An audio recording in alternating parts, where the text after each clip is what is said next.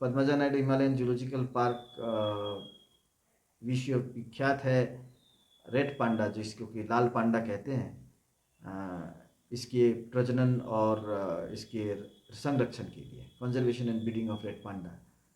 तो ये हमारे पास अभी करीब 25 रेड पांडा हमारे पास है, जो कि कैप्टिविटी में अगर पांडा का हिसाब देखें तो सबसे ज़्यादा है।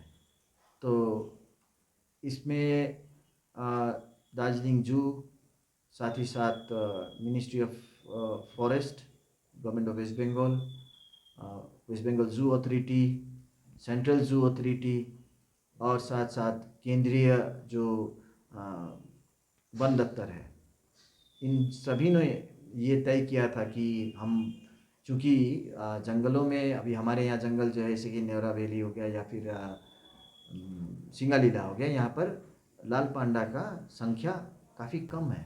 तो इसीलिए तय किया गया था काफ़ी सालों पहले कि वहाँ पर इनकी तादाद बढ़ाई जाए। तो तादाद दो तरीके से बढ़ाया जा सकता था। एक था कि हम हमारे यहाँ जो प्रजनन किए गए पांडा हैं, इनको हम लेके जंगल में छोड़ दें, और दूसरा था कि हम इसको अगर कहें तो इसको ये रीस्टॉकिंग होता।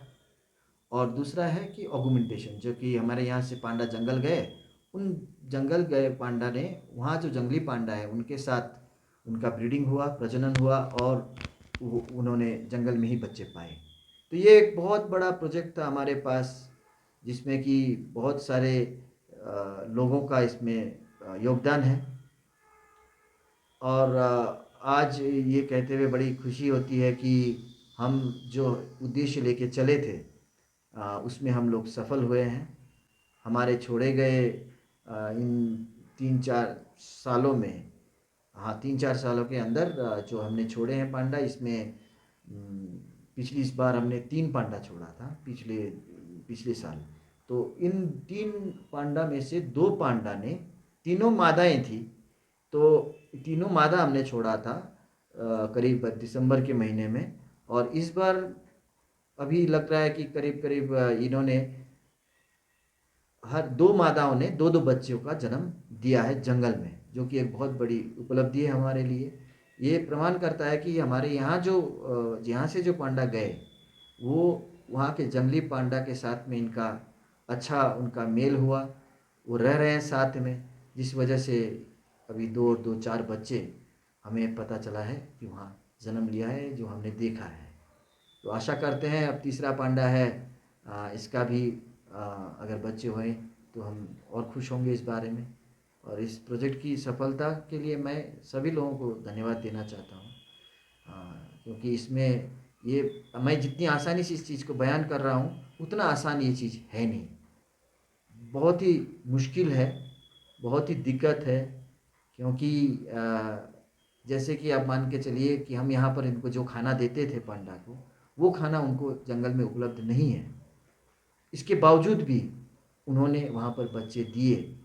तो इसके पीछे बहुत बड़ा ये है कि हमने उनके खाने के जो तरीका है, यहाँ जो हम खाना देते थे उसको सारा का सारा हमने बदल दिया।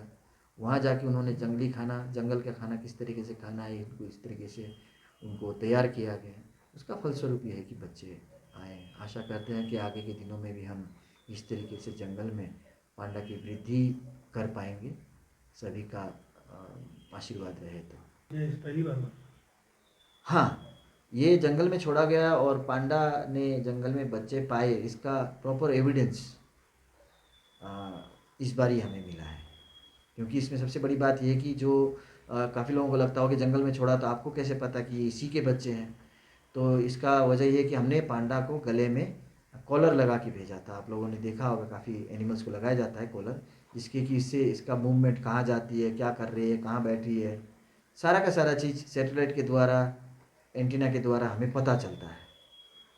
तो जिन बच्चों को हम बात कर रहे हैं, उन बच्चों के साथ जिन मादाओं को देखा गया है, उनका सिग्नल जो है हमारे छोड़े हुए पांडा का ही सिग्नल है।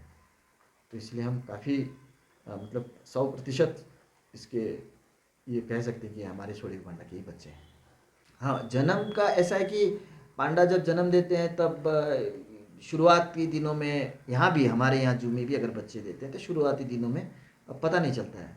क्योंकि हमारे यहाँ खाने देने वाले जाते हैं तो उन्हें पहले दिन ही पता चल जाता है। ऐसे अगर बाहर के लोग जाएँ तो उनको दिखेगा नहीं, वहीं से आगे बैठा हुआ पांडा होगा लेकिन बच्चे दिखेंगे नहीं, वो बहुत छुपा के रखती है। तो इस बार जो हमें फोटोग्राफिक एविडेंस जो मिला है उसको देख के ये कह सकते हैं कि ये पांडा करीब करीब महीने भर के तो हैं बच्चे, मतलब हाँ। महीने भर के बच्चे जंगल में बचे हुए हैं, तंदुरुस्त हैं, और माँ इन बच्चों का रख रखाव बहुत अच्छी तरीके से कर रही है।